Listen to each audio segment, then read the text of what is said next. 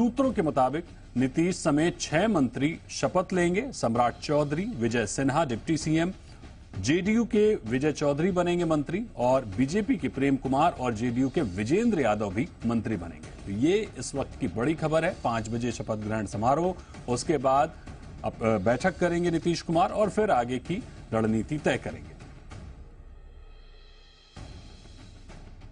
साथ हमारे सहयोगी रजनीश जी जुड़े हुए हैं पटना से। सीधे रजनीश के पास चलेंगे।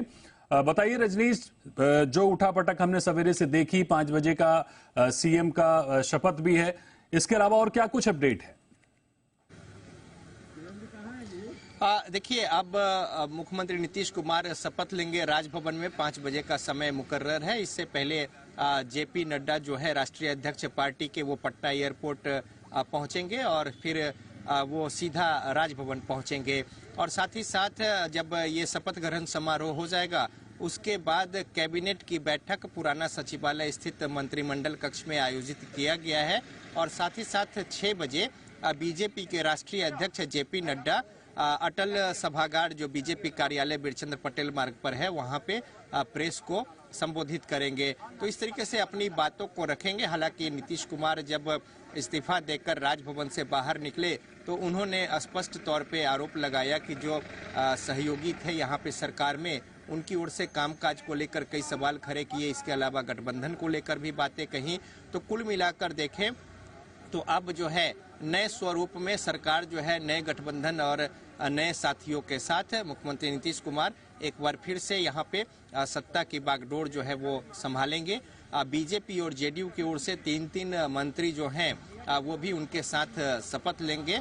तो कुल मिलाकर देखें तो एक पिछले करीब 5-6 दिनों से जो अंदर खाने में कई सारी खबरें जो है वो चल रही थी, पक रही थी, और बिहार के राजनीतिक गलियारों में कई तरह के चर्चा के बाजार गर्म थे। आधिकारिक तौर पे कोई भी पार्टी कुछ भी बोलने को तैयार नहीं था, लेकिन अंदर अंदर सारी कुछ बातें जो है वो चल रही थी। लिहाजा अब आज जैसे ही इस्तीफा हुआ, उसके बाद संजय झा जो जेडीयू कोटे से मंत्री थे, अब पूर्व मंत्री, वो पहुंचे बीजेपी कार्यालय और वहां पे उन्हें तमाम जो विधायक है बीजेपी के, उनके समर्थन का पत्र जो है हस्ताक्षर के साथ सौंपा गया और फिर वो यहाँ पहुंचे। और साथ ही साथ बीजेपी ने अपने स्तर से नेता और उपनेता का चुनाव भी कर लिया। सम्राट चौधरी नेता चुने गए हैं और विजय कुमार सिन्हा है वो उपनेता चुने गए हैं। तो इस तरीके से जो एक धुंध सी स्थिति थी वो बिल्कुल अब साफ हो गई है। और 5 बजे जब यहाँ पे शपथ ग्रहण समारोह राजेंद्र मंडपम में राजभवन के अंदर जो आयोजित की गई है, उसके बाद एक बार फिर से नई सरकार का गठन जो है वो और नया स्वरूप जो है सरकार का, वो भी देखने को मिलेगा। जी, इसमें एक और सवाल मेरा आपसे ये बनेगा, जाहिर तौर पर आप वहां पर ग्राउंड रिपोर्ट करते हैं, आप ग्राउंड रियलिटी से वाकिफ होंगे, तो क्या वो वजह रही जो नीतीश कुमार आरजेडी के साथ छोड़ के एनडीए में शामिल हुए? मेन क्लिक क्या था? देखिए, कारण तो जब गिनाने हो अलग हो जाते हैं तो कई सारे हो जाएंगे, और साथ ही अगर साथ निभाना हो तो कमियां खामियां भी हो तो उनके समर्थन में या फिर प्यार भी कई गिना देंगे। लेकिन महत्वपूर्ण बात यह है कि बीजेपी के लिए भी बिहार का 40 सीट जो है वो महत्वपूर्ण था। और पिछले बार जो लोकसभा चुनाव 2019 हुए थे, उसमें जेडीयू, बीजेपी और एलजेपी यानी कि जो एनडीए गठबंधन थी, बिहार के 40 सीट में 39 सीटों पे, यानी 1 सीट किशनगंज छोड़कर सभी सीटों पे सफलता हासिल की। बदली हुई परिस्थिति में यहाँ पे सामाजिक स्तर के जो समीकरण है, उसमें बीजेपी के लिए बड़ी चुनौती थी और बीजेपी के लिए 40 सीट महत्वपूर्ण है। जेडीयू के लिए भी कमोबेश यही स्थिति है कि अगर बीजेपी के साथ गठबंधन में है तो उनके सांसद भी ज्यादा चुनकर आएंगे। साथ ही साथ एक दबाव की भी राजनीति थी और अपने स्तर से तमाम सारी बातें और आगे का प्रोजेक्शन था। लिहाजा हर तरीके से मुफीद थी ये बातें। बिहार जो लोकसभा चुनाव है, ठीक बाद उसके बाद विधानसभा चुनाव है बिहार में, तो कई सारी बातों को देखने, समझने, परखने और नाप तोल के बाद मुख्यमंत्री नीतीश कुमार ने और साथ ही साथ बीजेपी ने, दोनों स्तर पे जो अंदर खाने की बातचीत चल रही थी, वो इस परिणति तक पहुंची कि यहाँ पे एक झटके में आरजेडी का साथ छोड़कर और बीजेपी का दामन थामा गया। कारण जो है, चाहे वो काम न करने या फिर कई सारी दूसरी बातें, ये गिनाई जा सकती है और गिनाई भी जाएंगी, और राजनीति है, दूसरी ओर से भी यही बातें कही जाएंगी, धोखाधड़ी और तमाम बातें। तो देखिए, ये राजनीति है, कुछ भी यहाँ पे अस्थायी नहीं होता। समय, परिस्थिति और जो मौजूदा स्थितियां होती हैं उसके अनुसार राजनेता और राजनीतिक पार्टियां जो है वो डिसीजन लेती हैं, और वही यहाँ पे देखने को मिला है आगे की राजनीति को लेकर। बिल्कुल, बहुत शुक्रिया करेंगे रजनीश आपका हमारे साथ जुड़ने के लिए, आपसे अपडेट लेते रहेंगे। और इस बीच हमारे साथ शाइना एनसी जुड़ गई हैं, प्रवक्ता बीजेपी, उनसे बात करते हैं। शाइना जी, बहुत स्वागत है आपका जी बिजनेस पर। नमस्कार। सबसे पहले तो मैं आपका रिएक्शन ही जानना चाहूंगा कि बिहार में भी डबल इंजन सरकार। देखिए, पूरे देश में आज आप वातावरण की बात करते हैं तो आप युवा से बात कीजिए, महिलाओं से बात कीजिए, पॉलिटिकल एनालिस्ट को बात कीजिए, तो बोलेंगे कि मोदी जी जैसे नेता शायद विश्व में आज के परिप्रेक्ष्य में नहीं है। मोदी जी की लोकप्रियता इस वजह से है क्योंकि उन्होंने डेवलपमेंट की बात की, विकसित भारत की बात की, आत्मनिर्भर भारत बना दिया है, और स्वाभाविक रूप से लाभार्थी की जो तादाद है वो दिन ब दिन बढ़ते जा रही है।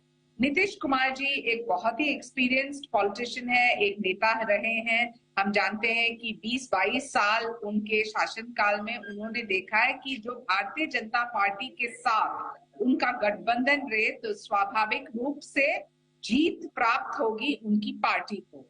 जो वो कोई सरकार के साथ जाए जहां अलायंस बनाना चाहें सिर्फ भ्रष्ट लोगों के साथ, तो उनकी नैया डूब चुक सकती है। तो स्वाभाविक रूप से अपने आप के लिए, पूरे प्रदेश के लिए, जनहित में उन्होंने ये निर्णय लिया है। और हम जानते हैं कि पूरे देश में आज आप महाराष्ट्र की बात करें, लोगों ने बहुत चर्चा की इलेक्शन के पहले कि मध्य प्रदेश, छत्तीसगढ़, राजस्थान में क्या होगा, वहां भी स्वीकारता दिखाई दी। और किस बहुमत से हम जानते हैं, इसके लिए एक ही मैजिकल फैक्टर है, एक ही नाम है, जो है मोदी जी, और वो है उनके योजनाओं के वजह से। आज आप प्रधानमंत्री आवास योजना, फसल बीमा योजना, उज्ज्वला से इतने महिलाओं को राहत मिला है, जनधन से कितने गरीब लोगों को आज बैंक अकाउंट मिला है। तो मैं मानती हूँ कि होलिस्टिकली आप देखने जाओ तो ये एक अलायंस रहा है, पिछले शासनकाल में भी हमने देखा, और अभी उन्होंने भी देखा है कि देश में लोग क्या चाहते हैं, देश में लोग क्या देखते हैं, और जो बिहार की प्रगति करनी है तो केंद्र और प्रदेश में दोनों एक ही सरकार चाहिए। ठीक है, एक तरफ तो आपने कहा कि प्रधानमंत्री मोदी का जाहिर तौर पर उसमें असर दिख भी रहा है, लेकिन नीतीश कुमार की एक नई छवि भी बनती हुई दिख रही है जो बहुत पुरानी थी, जिसको फिर से एक बार बताया जा रहा है। पलटू राम वाली उनकी जो एक छवि बनती जा रही है, उस पर आप क्या कहेंगे? क्योंकि हम देख रहे हैं लगातार रिएक्शंस आ रहे हैं, आरजेडी से भी रिएक्शंस आ रहे हैं, कांग्रेस से भी रिएक्शंस आ रहे हैं, और अभी तो ताजा ट्वीट है तेज प्रताप यादव का, उन्होंने तो ये तक कह दिया है कि उनको गिरगिट रत्न से सम्मानित किया जाना चाहिए। इस पर क्या कहेंगे? देखिए, कौन क्या कहता है ये राजनीति है, बहुत सारा बयानबाजी के साथ साथ इलेक्शन का वातावरण, लेकिन ये इंडी अलायंस में बचा क्या है आप हमें बताएं। ममता जी की जो बयान है हम सब जानते हैं। आज जब नीतीश जी बाहर निकल के आए, उन्होंने एक ही लक्ष्य, वो है बिहार की जनता को डेवलपमेंट देना, और वो डेवलपमेंट का नाम पूरे देश में मोदी जी करवा रहे हैं और कर दिखाए हैं। तो जिस निष्ठा से नीति नियत में कोई खोट न होते हुए सेंट्रल स्कीम्स को पर्कुलेट करना चाहिए केंद्र से प्रदेशों में, वो तब हासिल हो सकता है जब केंद्र में और प्रदेश में एक ही सरकार हो, और वो तब हो सकता है जब कोई राजनीतिक इच्छा शक्ति हो। दूसरी तरफ आप देखने जाओ तो बहुत सारे गठबंधन में सिर्फ भ्रष्टाचार के साथ साथ परिवारवाद, और लोगों के लिए तो छोड़िए, अपने आप को छोड़ के कोई सोच विचार है ही नहीं। आज जब आप लाभार्थियों को देखते हैं पूरे देश में, आप मुझे बताएं, 5 लाख जब आपको मिलता है आपके स्वास्थ्य सेहत के लिए, हर महिला को घर में चूल्हा मिलता है, जनधन और मुद्रा बैंकिंग के निमित्त first time employees, employers, entrepreneurs, startup, सबको मौका मिल रहा है। तो बिहार जहां इतना आबादी के साथ साथ सवालों उठते हैं, बेरोजगारी को लेके, शिक्षा को लेके, स्वास्थ्य को लेके, ये सभी के लिए एक मजबूत सरकार की आवश्यकता है, और वो आज नीतीश कुमार जी और भारतीय जनता पार्टी है। बिल्कुल शाइना जी, इस बीच हमारे साथ शक्ति